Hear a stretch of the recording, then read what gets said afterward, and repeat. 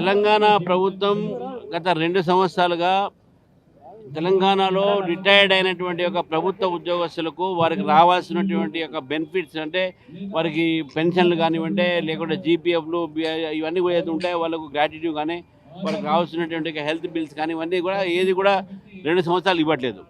2,000 కోట్ల దాకా దాదాపు 20,000 మందికి బకాయిలు ఉన్నారు. వారు చేస్తున్నటువంటి ఒక ఏదైతే నిర్లక్ష్యం ఉందో దానివల్ల ఈరోజు 40 మంది దాదాపు రిటైర్డ్ ఎంప్లాయీస్ ఆత్మహత్య చేసుకునేటువంటి పరిస్థితి ఉన్నది. ప్రభుత్వము ఉద్యోగస్తులకు సమయానికి వీళ్ళు జీతాలు ఇవ్వట్లేదు.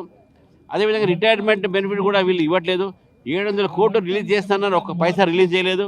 కాబట్టి రిటైర్మెంట్ బెనిఫిట్స్ సంబంధించినటువంటి ఒక ఏదైతే ఉద్యోగస్తులు పోరాడుతూ ఉన్నారో రిటైర్డ్ ఉద్యోగస్తులు, ఆ రిటైర్డ్ ఉద్యోగస్తులు ఒక సపోర్ట్గా, అదేవిధంగా ఉద్యోగస్తులు సపోర్ట్గా ఈరోజు భారతీయ జనతా పార్టీ ఇందిరా పార్క్ దగ్గర ధారణా చౌక్ దగ్గర ధారణా చేసింది.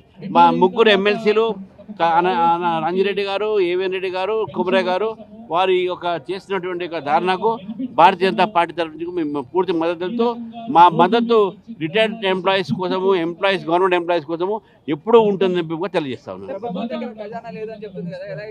మళ్ళీ ఎట్లా మాట్లాడిన వాళ్ళు అంటే ప్రభుత్వం దగ్గర ఖజానా లేదంటే వదిలేస్తారా గాలికి? సూసైడ్ చేసుకోవాలా? తీసుకురావాలి, ఎక్కడి నుంచో తీసుకోవాలి. సింగరేణి ఎట్లా తీసుకొస్తున్నారు మీరు? ఇవన్నీ కూడా మీరు అవినీతి ఆపండి, అదే ఖజానా వస్తుంది.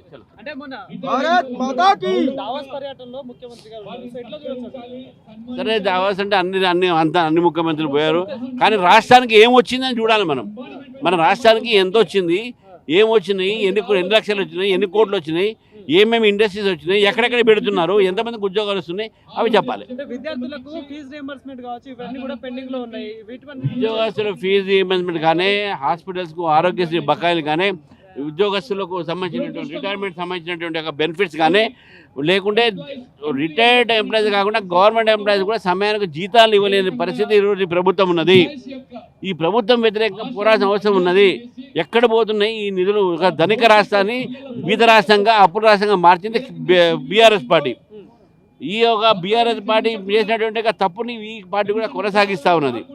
ముందు మీరు రాష్ట్రంలో ఉన్నటువంటి ఆర్థిక పరిస్థితిని మెరుగుపరచండి. ఎప్పుడు వాళ్ళ మీద వీళ్ళ మీద ఏడవడం కాకుండా కేంద్రం మీద మీరు ఏం చేస్తున్నారు, ఎన్ని ఉద్యోగాలు చేస్తున్నారు, ఎట్లా తీసుకొస్తారు, ఇవన్నీ ఆలోచించకుండా మీరు ఎన్ని రకరకాలైనటువంటి ప్రామిస్ చేస్తారా? మీ రైతు బంధువులు ఏమైనాయి, విద్యార్థుల స్కాలర్షిప్లు ఏమైనాయి, మీరు ఇవ్వాల్సిన బంగారం ఏమైంది, ఉజ్వల స్కీమ్లు ఏమైనాయి, ఇవన్నీ కూడా వీళ్ళు మా ఉజ్వల మాది ఉన్నది. మీరు గ్యాస్ సిలిండర్కి 500 రూపాయలు ఎక్కడ ఉన్నాయి? ఒక బస్ రైడ్ ఫ్రీ ఇచ్చేసారు, మొత్తం అయిపోయినట్ట.